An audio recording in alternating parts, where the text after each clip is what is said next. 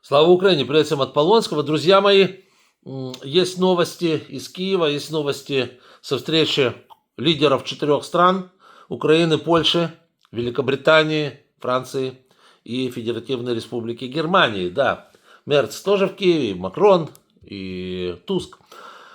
Да, и они, собственно говоря, договорились. И что интересно, договорились вместе с Трампом. Вот это удивительно. Я об этом говорил, что, по всей видимости, Трамп начинает возвращаться в свой лагерь, в котором он был. А то мы, помните, как раньше получается, Путина он выцеловывает, как говорится, во всевозможные и невозможные места, а своих сотрудников, своих соратников, своих союзников шпыняет как только может. И это только, знаете, я только разводил руками и говорил: да что же это происходит, елки-палки, это что вообще?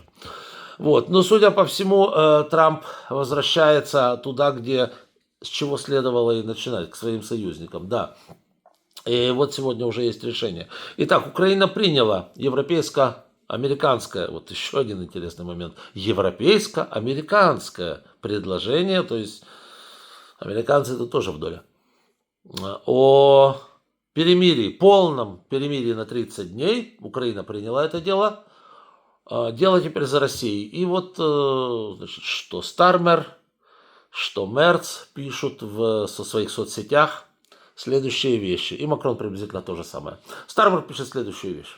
Если Путин сейчас не согласится на всеобъемлющее перемирие на 30 дней, начиная с 12 мая, соответственно, Великобритания и Соединенные Штаты Америки увеличивают военную помощь Украине. Ну, в Великобритании я особо и не сомневался, но то, что это сделает Трамп, я такое слышу первый раз. Но, судя по всему, с Трампом они были постоянно на связи. За прошедшие сутки Макрон звонил Трампу несколько раз, поэтому вот это вот то, что говорит, да и Стармер с ним общался постоянно, и Мерц с ним общался.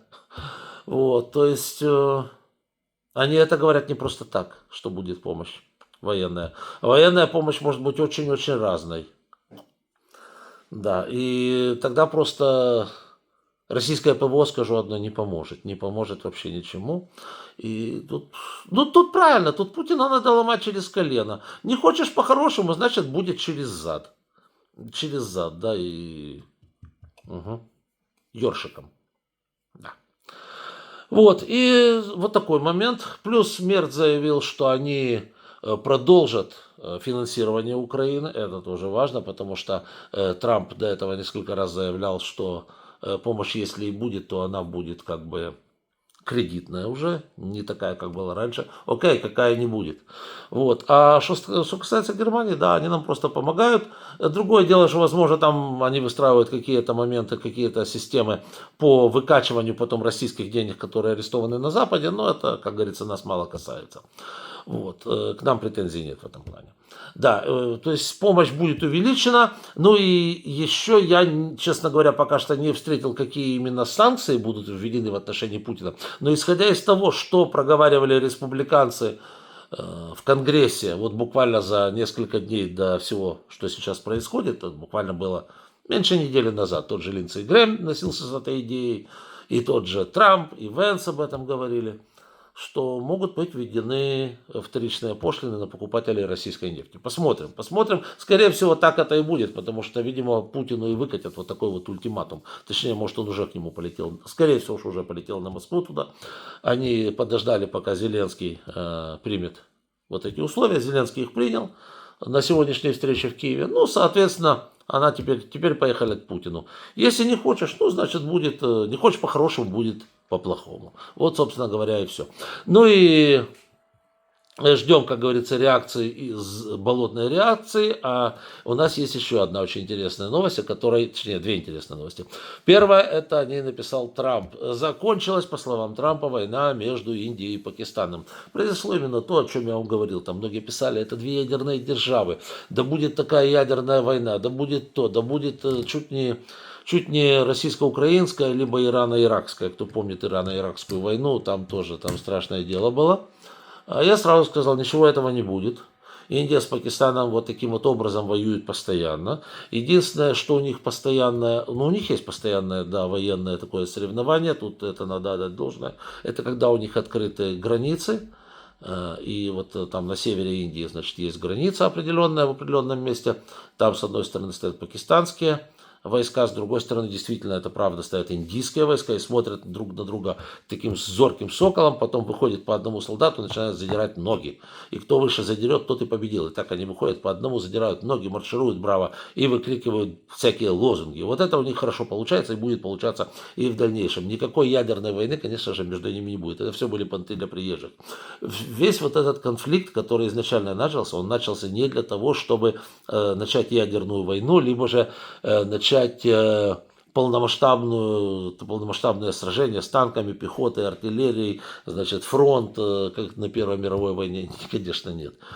Все, что они задумывали, что одни, что другие, это показать, это, знаете, это сконцентрировать вокруг власти свое население, сказать, вот мы за ваши интересы, мы, значит, печемся за вас, а вы же нас поддержите, вот. Особенно в Пакистане это важно. Ну, а войны не будет, да. А мы, мол, покажем вот этому врагу, ну, будем показывать дней 4, 5, 6, может быть, максимум, неделя, да. А потом все, а потом мы помиримся. Да. Сначала мы будем ужасными врагами, мы пульнем друг по другу по 8,5 ракет, значит, пошлем 2 бомбардировщика, чтобы разбомбить все к чертовой матери, и стрельнем 148 раз из пушки гаубицы. Система гаубица, да? Все. Потом война закончится. Так оно точно и получилось, да, неделю. Это самое, потом им нужен был знаете, такой благоприятный, благотворный момент, чтобы отказаться от боевых действий. Ну, тут Трамп, значит, американцы к ним подкатил Венс, провел переговоры, а им уже и тем надо съехать как-нибудь с этого вопроса. Воевать же нафиг никому не надо, у них там торговля приграничная и так далее. Вот. Так и оказалось, да, все, они уже говорят, да, мы уже все, мы уже разгромили Пакистан, мы разгромили Индию, наши, посмотрите, войска уже там под Дели стоят. Ну, это не точно, но мы же хотели, да, мы хотели, мы уже даже в подзорную трубу посмотрели туда 4 раза. Все, хватит, война закончена, ну и, скорее всего, может, там где-то еще что-то пульнут пару раз, но на этом все, скоро откроют границы и будут маршировать и друг друга запугивать громкими воинственными криками. На этом закончилось. Да, и еще один момент очень интересный, значит, это Израиль. Я когда-то сказал, смотрите, конечно, Трамп к евреям относится лучше, чем к Украине, к Израилю. Но надо же опять учитывать специфику момента. Смотрите, дело в том, что наши евреи тоже ездили в США. Асман ездил, другие ездили.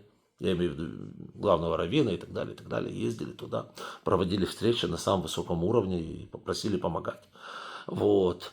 А Израиль, он же не только из евреев состоит. Там, например, в Израиле живет больше 2 миллионов арабов. Именно в самом Израиле. С синими паспортами, этими туда-заутами. Вот. Там живут сотни тысяч друзов. То есть абсолютно разные люди. Там живут, бедуины живут, да.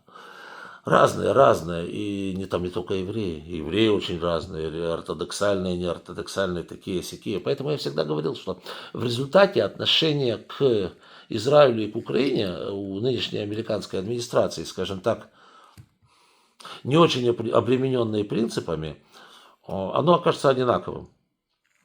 Что вы думаете? Вот сейчас уже пишут, тот же Jerusalem Post пишет, это газета, которая не любит шутить, это иерусалимская газета на английском языке, пишет, что во время визита в Саудовскую Аравию Трамп может себе вполне признать Палестину.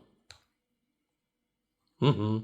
Так что, видите, вот израильтяне, которые кричали, да, все, ура, Трамп пришел, ну теперь капец, теперь-то уж, да, теперь-то уже нагнем всех вокруг, да не фигулечки, будет как с Украиной, так оно и получилось, да, то есть где-то поможет, а где-то, вот уже видите, уже и Палестину, да, без Хамаса, да, это самое, но все, если он будет признавать Палестину, в принципе, там очень сложные вопросы, это я просто об этом нужно делать отдельный ролик, потому что там разграничить, там разграничить одних от других, ну, Газу просто, допустим, да, действительно, Газа там действительно все очень просто. Вот этот пляж, он и так огражден, это такое. Вы попробуйте в Иудее с Самарией провести границу.